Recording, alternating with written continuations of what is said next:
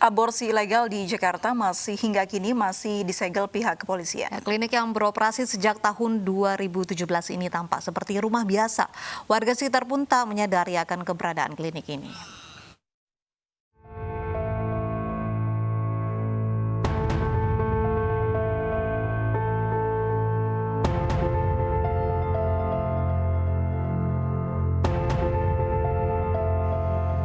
Inilah lokasi klinik aborsi ilegal yang berada di Jalan Percetakan Negara 3, Cempaka Putih, Jakarta Pusat.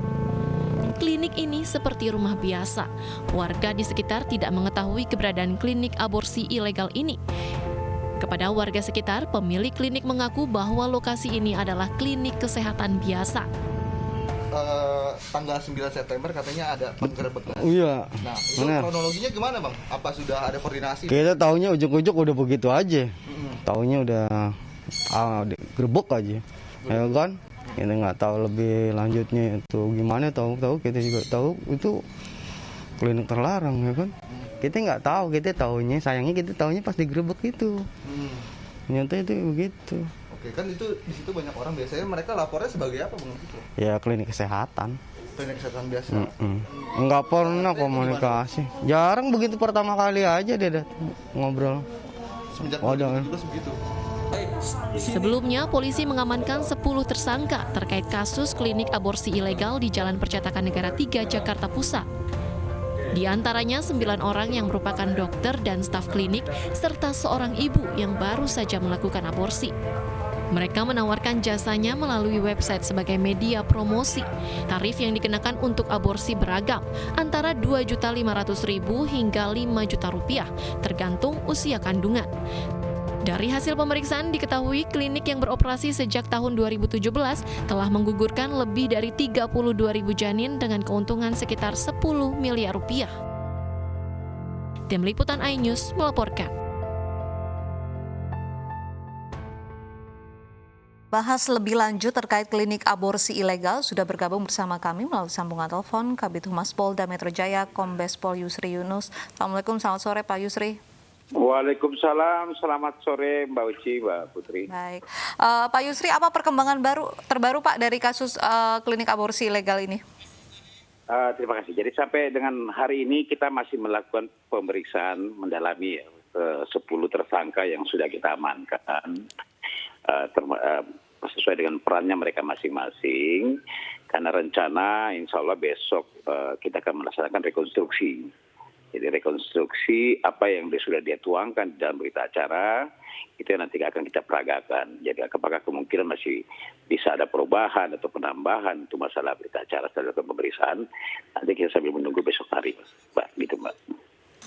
Pak, mungkin banyak yang bertanya-tanya begitu Pak, klinik aborsi ilegal ini sudah beroperasi sejak 2017, mengapa baru di tahun ini 2020 kemudian terungkap dan juga akhirnya diamankan oleh polisi, Pak?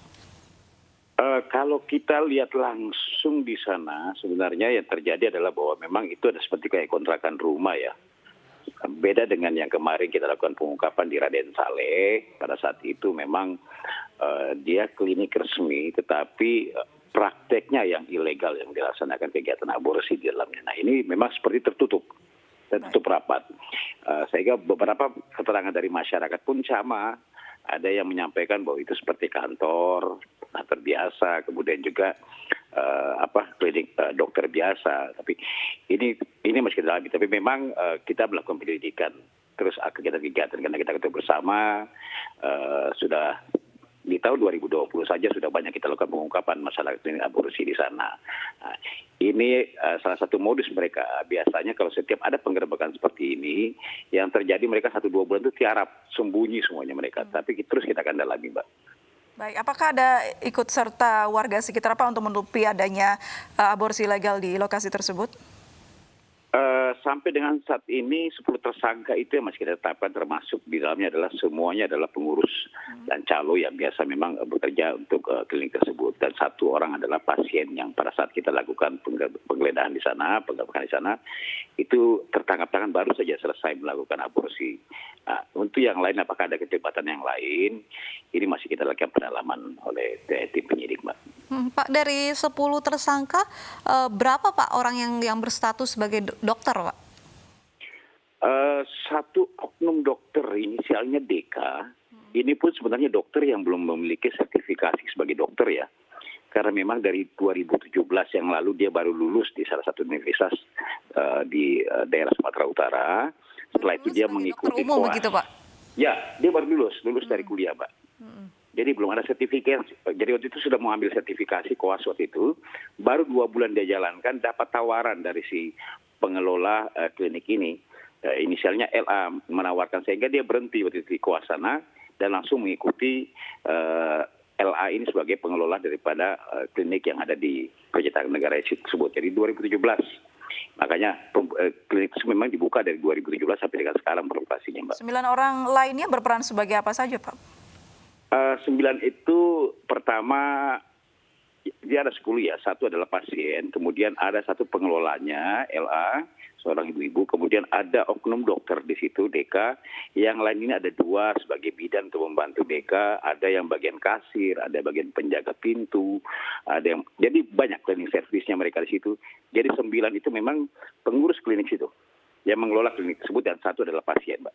Jadi untuk yang membantu untuk menggugurkan janin ini hanya dokter DK ini, Pak, yang berperan sebagai dokter. Jadi yang berperan sebagai oknum dokter cuma dokter DK, tapi yang lain itu perannya masing-masing karena sistemnya mereka modusnya dengan menawarkan dalam website ya.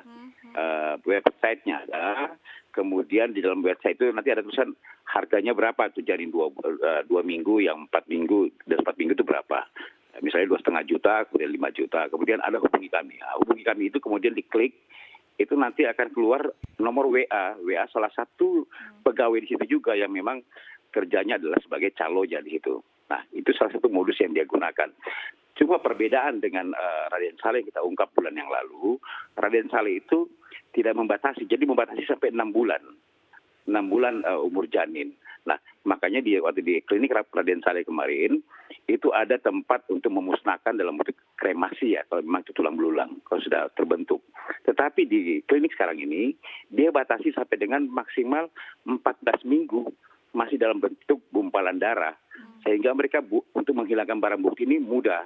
Ya, setelah dilakukan aborsi, gumpalan darah tersebut dibuang ke septic tank. Nah, kemarin sudah kita ambil sampel septic tank, sementara masih dicek di laboratorium forensik, Mbak. Begitu, ini Mbak ditawarkan melalui website, apakah tidak pernah dicium begitu keberadaannya oleh unit cyber begitu, Pak?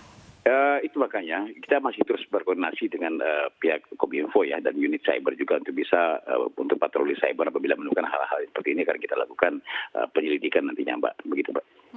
Pak, kalau ini kliniknya sudah 2017 beroperasi, 32.000 lebih janin sudah digugurkan. Berapa Pak keuntungan yang sudah diperoleh dari klinik ini, Pak? Kalau kita hitung saja terkecil saja 2 juta, sementara pembagiannya adalah oknum dokter ini atau kan kita bagi 4 klaster ya. Klaster pada saat aborsi itu termasuk itu adalah 40%. Sisanya itu 60% mereka bagi 2 antara calo dengan manajemen daripada klinik ini. Ya, itu pembagiannya mereka. Nah, kalau kita terendah saja 2 juta per sekali aborsi, sementara 1 hari itu dia bisa meraup 5 sampai 7 praktek aborsi yang dia lakukan. Ya, total semua itu kalau kita keuntungan bersih yang sudah terima sekitar 10 sampai 12 miliar lah, Mbak. Sementara janin yang kalau kita hitung dari 2017 yang sudah dilakukan aborsi secara ilegal sekitar 30.000 ke atas, Pak. Baik, sebenarnya otak dari yang mempunyai ide untuk membuat klinik aborsi ilegal ini dokter tersebut atau pengelola, Pak? Pengelolanya, LA ini adalah pemilik dari klinik ini. Dia yang merekrut DK yang pada saat itu sedang koas ya, di salah satu rumah sakit di Sumatera Utara. Dan dia juga mengakui bahwa pernah 2002 sampai 2004 dia membuka klinik yang sama, juga sama, ilegal. Tetapi di tempat daerah itu juga ya, di tempat yang lain. Begitu, Mas. Baik. Terima kasih Kombes Pol Yusri Yunus sudah bergabung dan berbincang bersama kami. Selamat sore, Pak.